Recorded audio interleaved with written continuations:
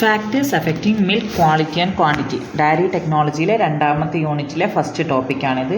Physico chemical properties നമ്മൾ ഇതിനു മുമ്പ് ക്ലാസ്സിൽ എടുത്തതാണ്. അപ്പോൾ നെക്സ്റ്റ് അടുത്ത ടോപ്പിക്കാണ് factors affecting milk quality and quantity. Easy ടോപ്പിക്കാണ്.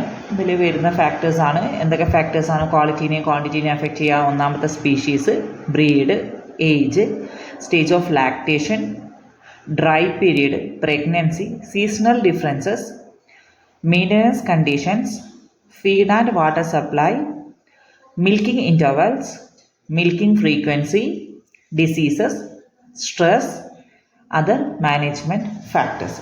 ഇത്രയും ഫാക്ടേഴ്സാണ് മിൽക്ക് ക്വാളിറ്റീനെ ക്വാണ്ടിറ്റീനെ എഫക്റ്റ് ചെയ്യുക. Once more: species, breed, age, stage of lactation, dry period, pregnancy, seasonal differences, maintenance conditions, feed and water supply, milking intervals, milking frequency, diseases, stress, other management factors. ഇത്രയും കാര്യങ്ങളാണ് factors affect milk quantity and quality. മിൽക്കിൻ്റെ quantity എന്ന് പറയുമ്പോൾ എത്ര litre പാല് കിട്ടും, അങ്ങനെ. Quality എന്ന് പറയുമ്പോൾ എത്രത്തോളം നല്ല പാലാണ് എന്നുള്ളതാണ് കേട്ടോ.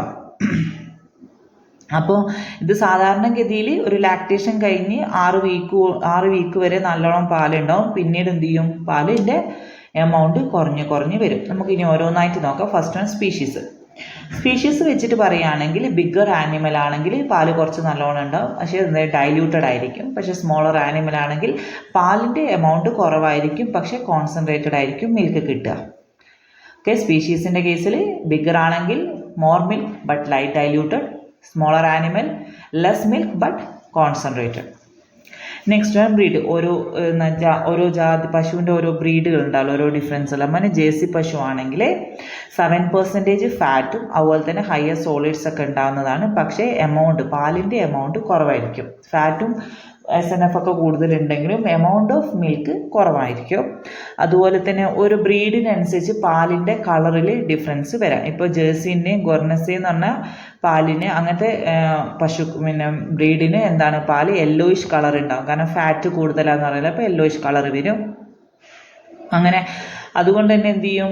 ഇത് ഈ കരോട്ടീൻ നമ്മൾ പഠിച്ചിരുന്നു അല്ലേ? ഫാറ്റ് സൊല്യൂബിൾ വൈറ്റ് പിഗ്മെൻ്റ് ആയ കരോട്ടീനാണ് എന്തിന് യെല്ലോ കളർ നൽകുന്നത്, മിൽക്കിന് യെല്ലോ കളർ നൽകുന്നത്. അപ്പോൾ ഈ കരോട്ടീനെ വൈറ്റമിൻ എ ആയിട്ട് കൺവേർട്ട് ചെയ്യാത്തത് കൊണ്ടാണ് എന്ത് സംഭവിക്കുന്നതിൻ്റെ കളറ് കൂടുതൽ കാണിക്കുന്നതിൻ്റെ കാരണം കരോട്ടീനെ വൈറ്റമിൻ എ ആക്കി മാറ്റി കഴിഞ്ഞാൽ പിന്നെ കളർ കാണിക്കില്ലല്ലോ. അപ്പോൾ അധികം മിൽക്കിൻ്റെ യെല്ലോ കളർ കൂടുന്നതിനനുസരിച്ച് അതിലുള്ള കരോട്ടീൻ കണ്ടൻറ്റ് കൂടുതലുണ്ട്, കാരണം വൈറ്റമിൻ എ ആയിട്ട് കൺവേർട്ട് ചെയ്തിട്ടില്ല എന്നുള്ളതാണ് അതിൻ്റെ അർത്ഥം. ഇനി അടുത്ത ബ്രീഡിന് ഓരോന്നിനനുസരിച്ചിട്ടും ഓരോ ക്രോസ് ബ്രീഡും അതുപോലെ തന്നെ എക്സോട്ടിക് ബ്രീഡിനനുസരിച്ച് പാലിൻ്റെ എമൗണ്ട് കൂടിക്കൊണ്ടേയിരിക്കും. നെക്സ്റ്റ് വൺ ഏജ് എന്ന് പറയുന്നത് പശുവിൻ്റെ ഏജിനനുസരിച്ച് പാലിൻ്റെ എമൗണ്ട് കൂടും. ഇതൊക്കെ ക്വാണ്ടിറ്റിയിലെ എമൗണ്ടാണ് പറയുന്നത്. ക്വാണ്ടിറ്റി കൂടും. അതെന്തുകൊണ്ടാണ്? ഏജ് കൂടുമ്പോൾ അതിൻ്റെ വെയിറ്റ് കൂടുമ്പോൾ അതിൻ്റെ ഡൈജസ്റ്റീവ് സിസ്റ്റം ലാർജർ ആവും. അങ്ങനെ മാമറി ഗ്ലാൻസ് വലുതാവും. അപ്പോൾ എന്ത് ചെയ്യും? മിൽക്കിൻ്റെ സെക്രീഷനും കൂടും. പിന്നെ അതുപോലെ തന്നെ പ്രഗ്നൻസി, ഇടയ്ക്കിടയ്ക്ക് പ്രഗ്നൻറ്റും അങ്ങനെ ലാക്ടേഷൻ പീരീഡ് ഇങ്ങനെ ഒരു സൈക്കിൾ പോലെ ഇങ്ങനെ നടക്കുന്നുണ്ട്. അതുകൊണ്ടാണ് മിൽക്കിൻ്റെ എമൗണ്ട് കൂടുന്നത്. അതുപോലെ തന്നെ ഇതിങ്ങനെ ഇടയ്ക്കിടയ്ക്ക് വരുമ്പോൾ ഒരു 30% മിൽക്ക് പ്രൊഡക്ഷൻ കൂടിക്കൊണ്ടേ ഇരിക്കും. അപ്പോൾ ഏജ് കഴിഞ്ഞ് next one stage of lactation എന്ന് വെച്ചാൽ ഈ ഒരു 4ാമത്തെ 5ാമത്തെ ലാക്ടേഷൻ, അതായത് ആദ്യത്തെ പ്രസവം കഴിഞ്ഞ് 2ാമത്തെ പ്രസവം, അങ്ങനെ ഓരോ ടൈമിൽ 4ലെയും 5ലെയും ലാക്ടേഷൻ ടൈമിലായിരിക്കും ഇതിൻ്റെ പാലിൻ്റെ എമൗണ്ട് കൂടുക. ആ 4ൻ്റെയും 5ൻ്റെയും ഇടയിൽ പിന്നീട് പാലിൻ്റെ എമൗണ്ട് കുറഞ്ഞുകൊണ്ടേ ഇരിക്കും. ഓക്കെ അല്ലേ? അപ്പോൾ ഫസ്റ്റിൽ കുറവായിരിക്കും, ഫസ്റ്റ് പ്രഗ്നൻസി മീൻസ് ഡെലിവറി കഴിഞ്ഞിട്ട് കുറവായിരിക്കും. സെക്കൻഡിൽ കൂടും, 4th 5th ആകുമ്പോൾ നല്ല പീക്കിലെത്തും. പിന്നെ എന്ത് ചെയ്യും? അതിനനുസരിച്ച് പിന്നീട് അങ്ങോട്ടേക്ക് പിന്നെയും പാലിൻ്റെ എമൗണ്ട് കുറയും. ഇനി അടുത്ത് തന്നെ ഇതിനെ ഫസ്റ്റത്തെ മാമറി സെക്രട്ടറി നമ്മൾ പഠിച്ചാലേ കൊളസ്ട്രോമാണ് നമുക്കറിയാലേ, പാലല്ല. അത് അത് നമ്മൾ ഹ്യൂമൻസിന് വേണ്ടിയിട്ടുള്ളതല്ല, അത് ആർക്കുള്ളതാണ്? കാഫിനുള്ളതാണ്. അപ്പോൾ ഈ കൊളസ്ട്രോം ആയിരിക്കും ആദ്യം ഉണ്ടാകുന്നത്. ശരിക്കും ഉണ്ടാകുന്നത് കാവിങ്ങിൻ്റെ 3 ദിവസം മുന്നേയും 7 ദിവസം വരെയാണ് സാധാരണ. അതുകൊണ്ടാണ് നമ്മൾ 5 ദിവസം മുന്നേ 15 ദിവസം അങ്ങനെ പറഞ്ഞിട്ടുണ്ടായിരുന്നില്ലേ? അവരിത് പറയാനുള്ള കാരണം അതുകൊണ്ടാണ്. അതുവരെ കൊളസ്ട്രോം ആയിരിക്കും ഉണ്ടാവുക. ഓക്കെ അല്ലേ? കൊളസ്ട്രോൾ നമ്മൾ മിൽക്കല്ല, അത് ആർക്കുള്ളതാണ്? കാഫിൽ നിന്നാണ്, ഹ്യൂമൻസിന് ഉള്ളതല്ല. നെക്സ്റ്റ് വൺ കൊളസ്ട്രം എന്താ സാധനം? കൊളസ്ട്രം എന്ന് പറയുന്നത് മിനറൽസ് കൂടുതലുള്ള, പ്രോട്ടീൻസ് കൂടുതലുള്ള, പക്ഷേ ലാക്ടോസ് കുറവുള്ളതാണ് എന്ത് കൊളസ്ട്രം എന്ന് പറയുന്ന സാധനം. എന്താണ്? മിനറൽസ് കൂടുതലാണ്, പ്രോട്ടീൻ കൂടുതലാണ്, പക്ഷേ ലാക്ടോസ് കുറവാണ്. ഇതിൽ അതുപോലെ തന്നെ ഫാറ്റ് പെർസെൻറ്റേജും കൂടുതലാണ്. ഇത് കൂടാതെ കാൽസ്യം, മഗ്നീഷ്യം, ഫോസ്ഫറസ്, ക്ലോറിൻ, അതുപോലെ ഇങ്ങനത്തെ മിനറൽസ് എല്ലാം കൂടുതലുണ്ടാവും, പക്ഷേ പൊട്ടാസ്യം കുറവായിരിക്കും. എന്തിൽ? കൊളസ്ട്രത്തിൽ പൊട്ടാസ്യം കുറവായിരിക്കും. അയേൺ നല്ലോണം ഉണ്ടാവും. മിൽക്കിൽ സാധനം നമ്മൾ പറഞ്ഞില്ലേ, മിൽക്കിൽ ഇല്ലാത്തതാണ് അയേണും വൈറ്റമിൻ സിയും അല്ലേ. അപ്പോൾ പക്ഷേ കൊളസ്ട്രോത്തിൽ എന്തുണ്ട്? അയേൺ ഉണ്ട്. അതുപോലെ തന്നെ ഇതിൽ വൈറ്റമിൻ എ കണ്ടന്റ് 10 മടങ്ങ് കൂടുതലാണ്. സാധാരണ മിൽക്കിൽ ഉണ്ടാകുന്നതിനേക്കാളും 10 മടങ്ങ് വൈറ്റമിൻ എ കണ്ടന്റ് കൂടുതലാണ്. വൈറ്റമിൻ ഡി ആണെങ്കിൽ 3 മടങ്ങും. വൈറ്റമിൻ ഡി കണ്ടന്റ് 3 മടങ്ങും കൂടുതലാണ്. ഓക്കെ അല്ലേ? ഇനി അടുത്ത നോർമൽ മിൽക്ക്, സാധാ മിൽക്ക്. ഇപ്പോൾ കൊളസ്ട്രോൾ കഴിഞ്ഞിട്ടാണ് മിൽക്ക് വരിക. മിൽക്ക് എന്താ സംഭവം? മിൽക്ക് എന്ന് പറയുന്നത് ആദ്യത്തെ ഫസ്റ്റ് ഫ്യൂ ഡേയ്സ് കഴിഞ്ഞതിന് ശേഷം ഇതിൻ്റെ ഒരു 5 വീക്സ്, ലാക്ടേഷൻ്റെ 5 ആഴ്ചക്ക് ശേഷമാണ് അന്ന് ഇതിൻ്റെ എന്താ പറയുക ഈ കമ്പോസിഷനിലൊക്കെ ചേഞ്ചസ് വരുന്നത്. അതിൽ ഫാറ്റിൻ്റെ പ്രോട്ടീനിൻ്റെ പെർസെൻറ്റേജ് മെല്ലെ 5 ആഴ്ച കഴിയുമ്പോൾ കൂടി വരും. അതെന്ത് ചെയ്യും? എൻഡ് ഓഫ് ദ ലാക്ടേഷനിൽ ഈ പാല് ആദ്യം ഇപ്പോൾ ഡെലിവറി കഴിഞ്ഞ് കുറച്ച് കൊളസ്ട്രോൾ വന്ന് കൊളസ്ട്രോൾ കഴിഞ്ഞിട്ട് പിന്നീട് വരുന്ന പാലുണ്ടല്ലോ, ആ പാലിനേക്കാളും ഫാറ്റ് പെർസെൻറ്റേജ് പിന്നീട് എൻഡ് ഓഫ് ദ ലാക്ടേഷൻ അവസാനിക്കാറാകുമ്പോൾ ഫാറ്റും പ്രോട്ടീൻ്റെ പെർസെൻറ്റേജ് കൂടുമെന്നാണ് പറയുന്നത്. ഓക്കെ അല്ലേ? അതുപോലെ തന്നെ lactose decrease while mineral concentration increases. അപ്പോൾ മിനറൽ കൂടുന്ന സമയത്ത് എന്താണ്? ലാക്ടോസ് കുറയും. സാധാരണ മിൽക്കിലാണ്. അപ്പം മിൽക്ക് ഏറ്റവും ലാക്ടേഷൻ പീരീഡിൽ തന്നെ കൊളസ്ട്രോൾ കഴിഞ്ഞ് കഴിഞ്ഞാൽ പാല് തുടങ്ങും. ആ സമയത്ത് ഫാറ്റും പ്രോട്ടീനും കുറവായിരിക്കും.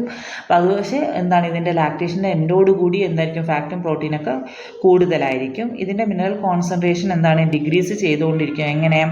ഇതിൻ്റെ ഈ മിനറൽ കോൺസെൻട്രേഷൻ ഇൻക്രീസ് ചെയ്യുന്ന സമയത്ത് ലാക്ടോസിൻ്റെ പെർസെൻറ്റേജ് കുറയും.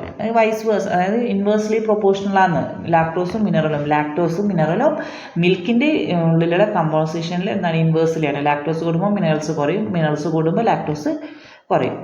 നെക്സ്റ്റ് വൺ ഡ്രൈ പീരീഡ് എന്ന് പറയുന്നത് ഈ പ്രഗ്നൻസി കാവിങ്ങിൻ്റെ ഒരു 2 മാസം മുന്നേ ഉള്ള ഒരു സമയത്തിനാണ് നമ്മൾ ഡ്രൈ പീരീഡ് എന്ന് പറയുന്നത്. ആ സമയത്ത് നല്ലോണം റെസ്റ്റൊക്കെ കൊടുത്തിട്ട് അടുത്ത ലാക്ടേഷനുള്ള ആ സമയത്ത് പാലിൻ്റെ എമൗണ്ട് ഭയങ്കര കുറവായിരിക്കും. ഓക്കെ അല്ലേ? ഇനി ലോങ് ഡ്രൈ പീരീഡ് എന്ന് വെച്ചാൽ ഒരു 13 മുതൽ 14 മാസം, അതായത് ഒരു കൊല്ലത്തോളം എന്താണ്, ഒരു കൊല്ലത്തിൻ്റെ മേലെയാണ് ഈ കാവിങ് ടൈമെങ്കിൽ ഡ്രൈ പീരീഡ് ഭയങ്കര വലുതായിരിക്കും. അങ്ങനെ ഇതാകുമ്പോൾ ഇതിൻ്റെ എന്തായിരിക്കും? ലൈഫ് ടൈം പ്രൊഡക്ഷൻ വരെ കുറയാനുള്ള സാധ്യത. എന്ന് വെച്ചാൽ പാലിൻ്റെ പിന്നീടുള്ള പ്രൊഡക്ഷൻ മൊത്തമായിട്ട് കുറയാനുള്ള സാധ്യതയുണ്ട്. ഇതാണ് ഡ്രൈ പീരീഡ് എന്ന് പറയുന്നത്.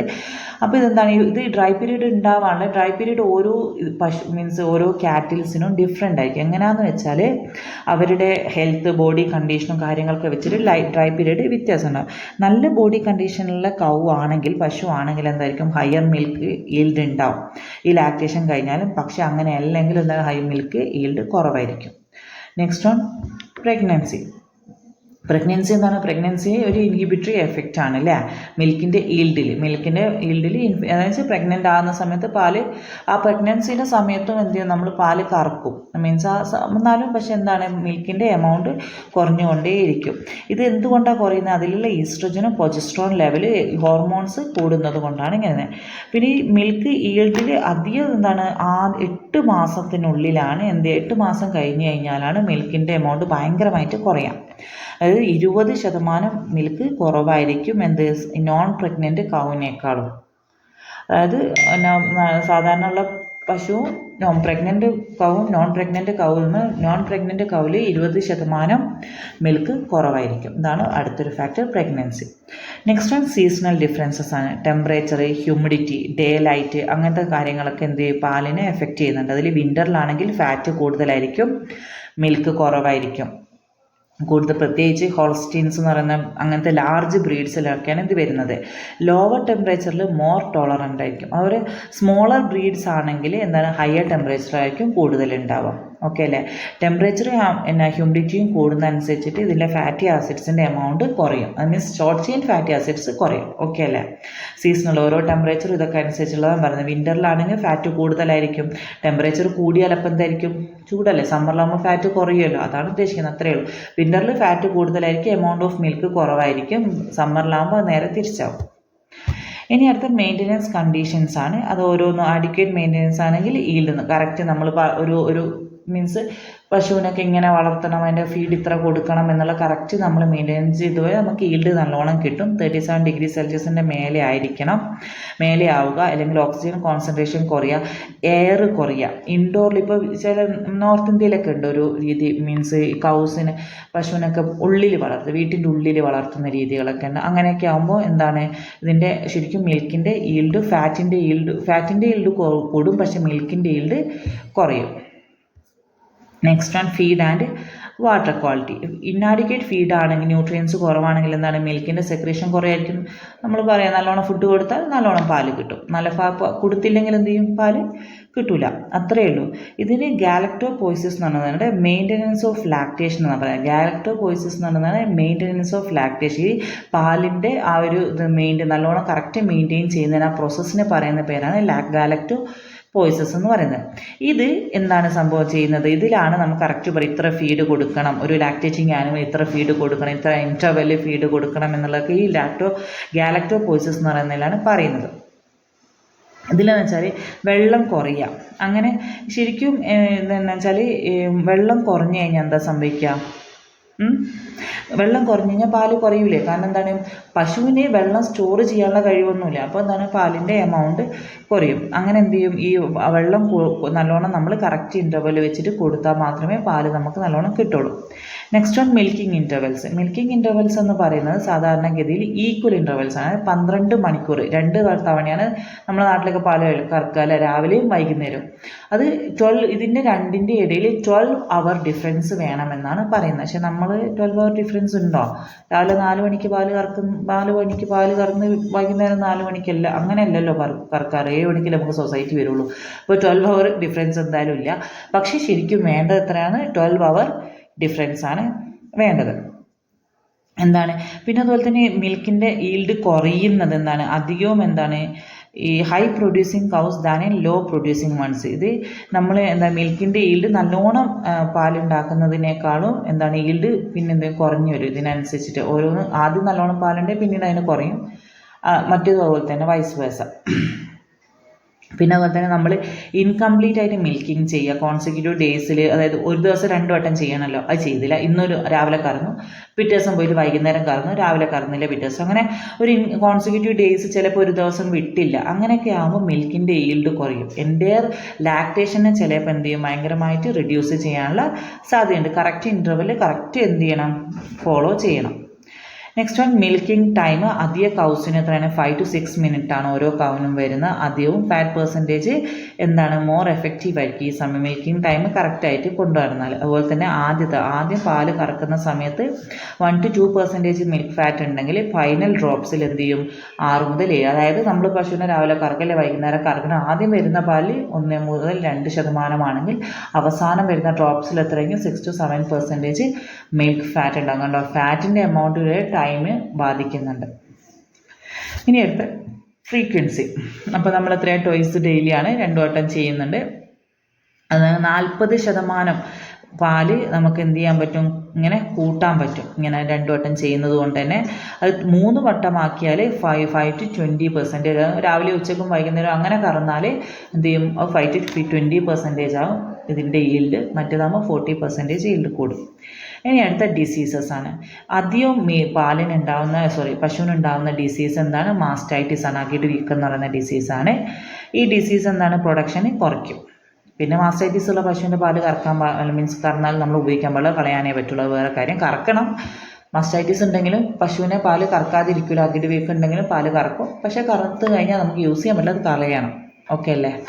എന്തുകൊണ്ട് അങ്ങനെ വരുന്നതെന്ന് വെച്ചാൽ ഇത് അകിട് വീക്കം ഉണ്ടാകുന്ന ചില സെക്രീറ്ററി ടിഷ്യൂസിൻ്റെ ഡിസ്ട്രക്ഷൻ നടക്കുക, നശിച്ചു പോകും. ആ നശിച്ചു പോകുന്നതുകൊണ്ട് പാലിൻ്റെ എമൗണ്ട് കുറയുന്നത്. ഇനി അടുത്ത സ്ട്രെസ്സ്. ഈ സ്ട്രെസ്സ് പശുവിന് സ്ട്രെസ് ഉണ്ട് അല്ലേ. എന്തൊക്കെയാണ്, ഒന്ന് പാല് ഇതാക്കുന്നത്, ഓക്സിറ്റോസിൻ്റെ, കാറ്റക്കോളോമൈൻസ്, ഇങ്ങനത്തെ കുറേ ഹോർമോൺസ് കാര്യങ്ങളുണ്ടാവല്ലോ. കാവിങ് പ്രോബ്ലംസ്, ലാക്ടേഷൻ പ്രോബ്ലംസ്, അതുപോലെ ഗ്രോത്ത് കുറയുന്നത്, ഇങ്ങനത്തെ സ്ട്രെസ്സ് കാരണം എന്തുണ്ടാവും, നമ്മുടെ പാലിൻ്റെ ക്വാണ്ടിറ്റിനെയും ക്വാളിറ്റിനെയും ബാധിക്കും. ഇത്രയേ ഉള്ളൂ ഈ ഒരു ടോപ്പിക്കിൽ പറയാനുള്ളത്. ഒന്ന് വായിച്ച് വിട്ടാൽ മതി. ഇതിൻ്റെ എന്താ പറയുക, ഈ കൊളസ്ട്രോൾ എന്താണെന്നുള്ളതും അതുപോലെ ഓരോന്നിൻ്റെ ഇത് പറയുന്നില്ലേ, പെർസെൻറ്റേജ് കൂടുക, അങ്ങനത്തെ കാര്യങ്ങളൊക്കെ ഒന്ന് ശ്രദ്ധിക്കുക. ഈ ഹെഡിങ്സ് ഫുള്ളായിട്ട് പഠിക്കാതെ species, breed, age, lactation, dry period, pregnancy, seasonal differences, maintenance conditions, feed and water supply, milking intervals, milking frequency, diseases, stress, management factors. ഈ ഹെഡിങ്സ് ഫുള്ള് പഠിക്കുക. ബാക്കിയൊന്ന് വായിച്ച് പോയാൽ എഴുതാൻ പറ്റാവുന്ന കാര്യമുള്ളൂ. ഓക്കെ അല്ലേ? ബൈ.